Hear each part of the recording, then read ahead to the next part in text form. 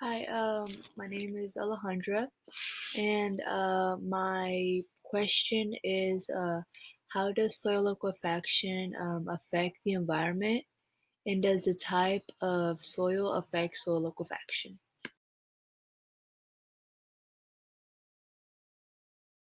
As you can see on the picture, that is my 3D print model I made. I designed it myself. As you can see in the picture, my buildings are tilted and they're sinking. The reason for that is because when the buildings are built directly on the sand, the foundations, which are the buildings, will sink into the sand deposits and will cause the buildings to lean and eventually collapse.